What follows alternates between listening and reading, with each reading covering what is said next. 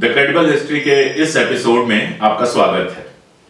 इधर हम लगातार कोशिश कर रहे हैं कि इतिहास और वर्तमान से जुड़ी तमाम खबरों पर आपको क्रेडिबल जानकारी दे सके। इतिहास हो तो क्रेडिबल हो, स्रोतों के साथ किताबों का नाम लेते हुए, और वर्तमान पे बात हो तो क्रेडिबल हो।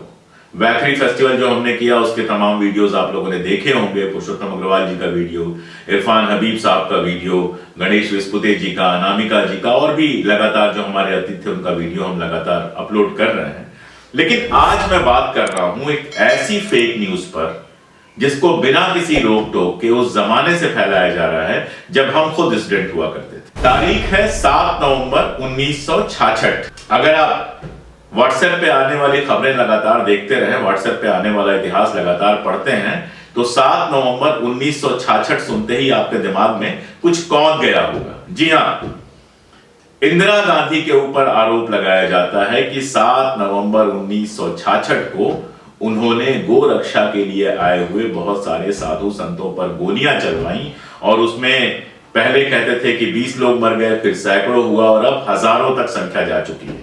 आप अगर दक्षिणपंथी जो वेबसाइट्स हैं वो खंगालेंगे या ऐसे लोगों की सोशल मीडिया खंगालेंगे तो पाएंगे कि यह संख्या लगातार, गणित में कहते हैं एक्सपोनेंशियल ग्रोथ इसमें हो रहा है, यह संख्या लगातार बढ़ती चली जा रही है। 7 नवंबर 1966 संसद का घेराव किया था बहुत सारे हिंदूवादी नेताओं ने, पुलिस ने गोलियां चलाई थी। क्या हुआ था, कैसे हुआ था, इसको इतिहास के साथ आज मैं अपने वीडियो में बताऊंगा।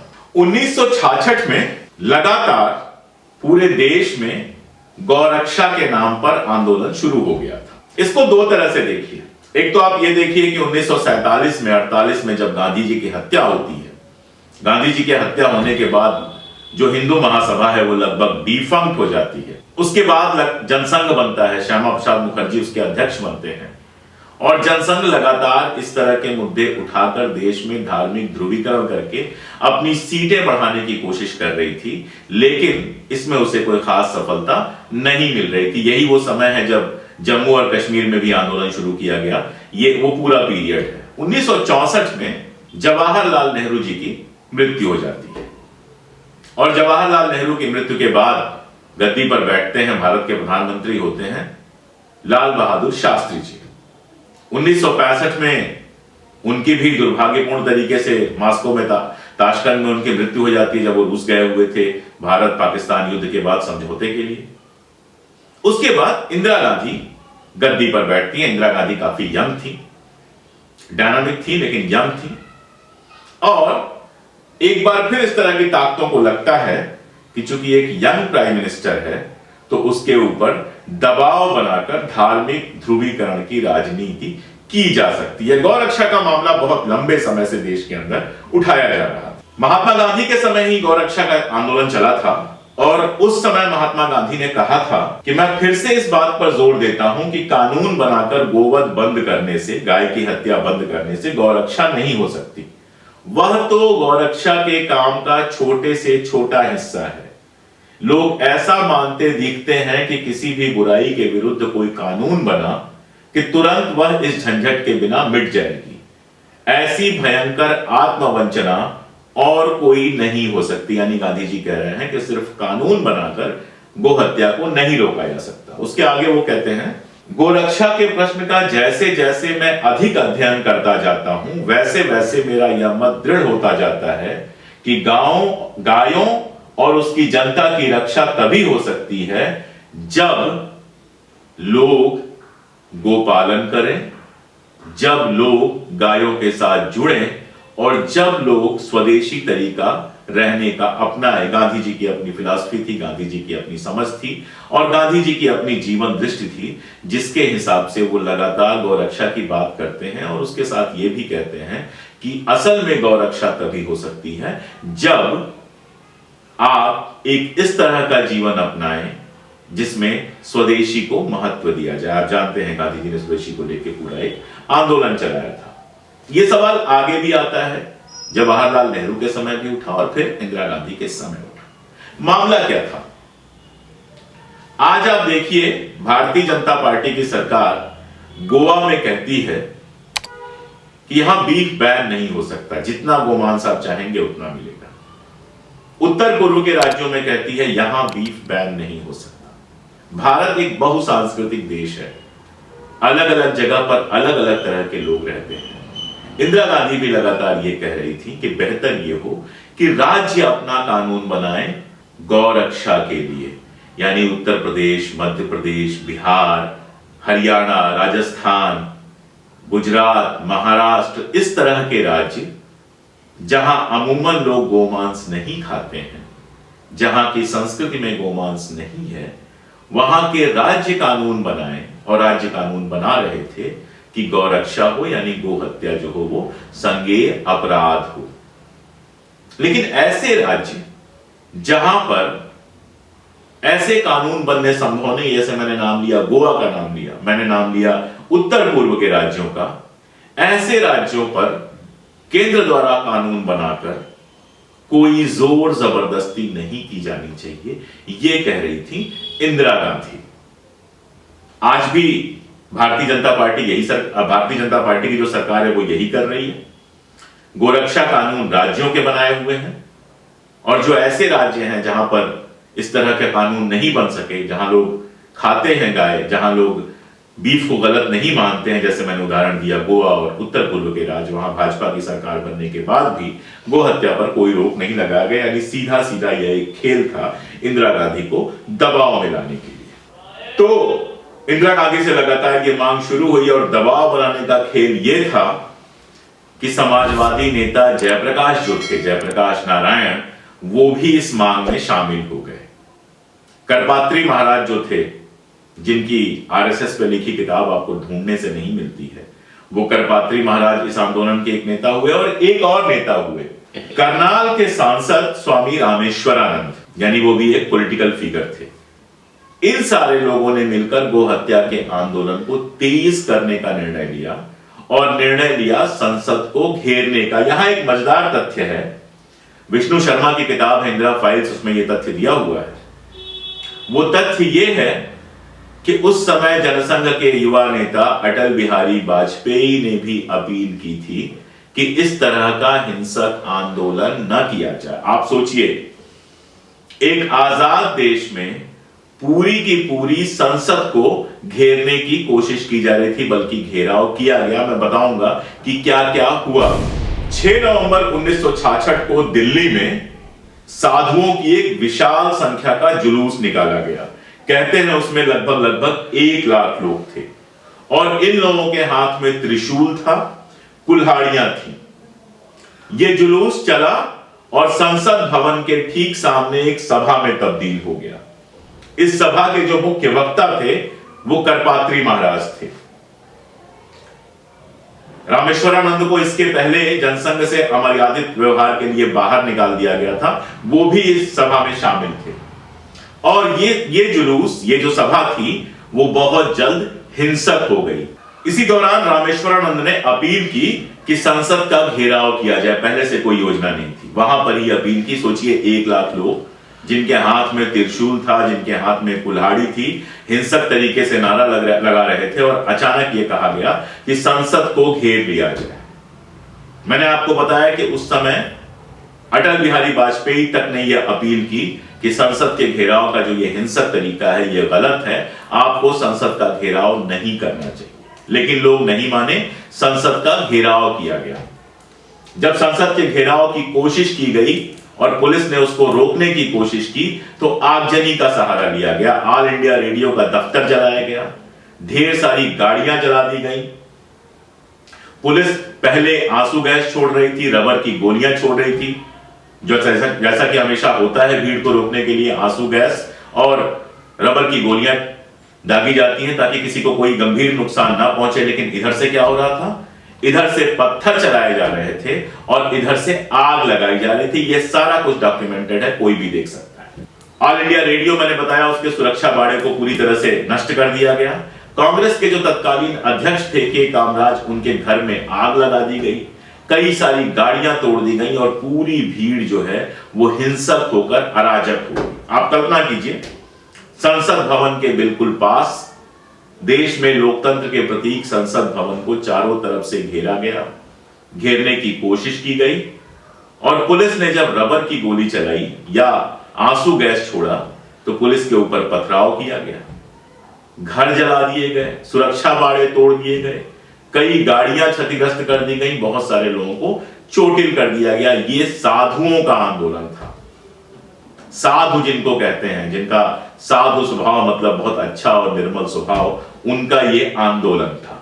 7 नवंबर 1966 को हिंदुस्तान टाइम्स में एक बयान छपा है अटल बिहारी वाजपेयी का। जब वो अपील असफल हुई तो उन्होंने बयान दिया, गौहत्या के विरोध में किए जा रहे आंदोलन में अवांछित तत्वों ने हिंसा फैलाई, जिससे इस पवित्र उद्देश्य को बड़ी क्षति पहुंची है। यानी अटल बिहारी वाजपेयी जो उस समय जनसंघ के नेता थे, जो गौहत्या आंदोलन में खुद सक्रिय थे, वो स्वीकार कर रहे हैं, वो कह रहे हैं, वो बयान दे रहे हैं बाकायदा, जो कि अखबार में छपा है। और उस बयान में वो कह रहे हैं कि इस भीड़ में अवांछित तत्व घुस आए थे जो हिंसा फैला रहे थे और जिसके चलते गौरक्षा के पूरे आंदोलन को गंभीर क्षति पहुंची। उस दिन के अखबार रिकॉर्ड करते हैं कि 250 कारें, 100 स्कूटर और 10 बसों के साथ तोड़फोड़ की गई थी। ये डेट मैंने आपको बताई 6 नवंबर की। अब जो कहा जाता है कि हजारों लोग मरे, सैकड़ों लोग मरे, उसका तथ्य क्या है? द गार्जियन और द टाइम्स की 7 नवंबर की जो खबर थी, जिसमें बताया गया कि इस तरह की जब हिंसा हुई तो उसको रोकने के लिए अंततः पुलिस को गोलियां चलानी पड़ी, दोनों अखबार कहते हैं कि 8 लोगों की मृत्यु हुई। ऑस्ट्रेलियन अखबार है द एज, उसने भी इसको कवर किया और वो भी कहता है कि वहां पर सिर्फ 8 लोगों की मृत्यु हुई पुलिस की गोलियों से, और बताता है कि स्थितियां ऐसी कंट्रोल से बाहर हो गई थी कि अगर पुलिस गोली नहीं चलाती तो शायद संसद भवन को भी ये लोग आग लगा देते। उस समय के जो जनसंघ के अध्यक्ष थे बलराज मधोक, उनका नाम इससे जुड़ता है और इस घटना के बाद लगभग 1400 लोगों को गिरफ्तार किया गया था, उनमें बलराज मधोक भी शामिल थे। 8 नवंबर 1966 को लोकसभा का जो रिकॉर्ड है वो ये कहता है कि 7 लोगों की हत्या हुई और 184 लोग घायल हुए। इनमें से 3 लाशों की पहचान नहीं हो सकी, 4 लाशों की पहचान हो गई। तो ये थी पूरी घटना। मैंने आपको सिलसिलेवार बताया कि गोहत्या पर राष्ट्रीय प्रतिबंध की मांग की जा रही थी। इंदिरा गांधी लगातार कह रही थी कि राज्य इस पर प्रतिबंध लगा सकते हैं अपनी सांस्कृतिक सामाजिक स्थितियों के अनुसार, लेकिन जनसंघ और उसके साथी संगठन देश में सांप्रदायिक सद्भाव की स्थितियां बिगाड़ने के लिए, सांप्रदायिक ध्रुवीकरण करने के लिए और दबाव बनाने के लिए संसद भवन के घेराव की कोशिशें करते हैं। 1 लाख लोगों को इकट्ठा किया जाता है जिनके पास पत्थर, कुल्हाड़ियां और त्रिशूल थे। पुलिस पहले रबर की गोलियां चलाकर, आंसू गैस के गोले छोड़कर उनको नियंत्रित करने की कोशिश करती है, लेकिन लगातार पथराव होता है। ऑल इंडिया रेडियो का सुरक्षा बाड़ा तोड़ दिया जाता है, नष्ट कर दिया जाता है। कांग्रेस अध्यक्ष के कामराज के घर में आग लगा दी जाती है। सैकड़ों कारों, बसों और स्कूटर्स को क्षतिग्रस्त कर दिया जाता है। लगातार पत्थरबाजी होती है, अराजकता होती है। तो कहीं वो संसद भवन के अंदर न पहुंच जाएं, संसद भवन को नुकसान न पहुंचा दें, इसलिए पुलिस को अंततः उन्हें रोकने के लिए गोलियां चलानी पड़ती है, जिसमें 7 या 8 लोगों की मृत्यु होती है। आप जरा कल्पना करके देखिए कि आज की डेट में अगर संसद भवन के घेराव की कोई कोशिश करे तो क्या होगा। याद कीजिए, तमिलनाडु से 3-4 साल पहले किसान आए थे। नंगे किसान प्रधानमंत्री से मिलना चाहते थे, संसद भवन की तरफ जाना चाहते थे, उनको रोक दिया गया। आज आप देखिए, कोई भी जुलूस, कोई भी सभा संसद भवन के करीब पहुंचने की हिम्मत नहीं कर सकती। उसके बहुत पहले पुलिस उसे उठा लेगी और अगर कोई हिंसक होने की कोशिश करेगा तो क्या होगा, उसकी कल्पना नहीं की जा सकती। तो नवंबर 1966 में जब 1 लाख लोग संसद भवन को नुकसान पहुंचाने की कोशिश कर रहे थे तो पुलिस को क्या करना चाहिए था? हाथ पे हाथ रख के बैठे रहना चाहिए था कि भाई आओ और हमारी संसद को तोड़ फोड़ दो, नष्ट कर दो, आग लगा दो, सारी दुनिया तमाशा देखे। पलट के ये पूछिए कि साधुओं को क्या करना चाहिए था अगर उनकी मांग थी? क्या साधुओं को ये बात जेब देती है, ये बात शोभा देती है कि वो हिंसक तरीके से संसद को घेरने की, संसद को क्षतिग्रस्त करने की कोशिश कर रहे थे? अगर यह आंदोलन अहिंसक होता, धरना होता, प्रदर्शन होता, यहां तक कि हिंसा भी अगर नियंत्रण में होती तो हद से हद बात गई थी रबर की गोलियों और आंसू गैस के गोलों की, जिसमें किसी की जान नहीं जा सकती थी। लेकिन जब यह हिंसक आंदोलन हुआ तो अंततः पुलिस को गोली चलानी पड़ी, जिसमें मैंने आपको बताया कि काफी लोग घायल हुए, लेकिन मृत्यु सिर्फ 7 लोगों की हुई थी।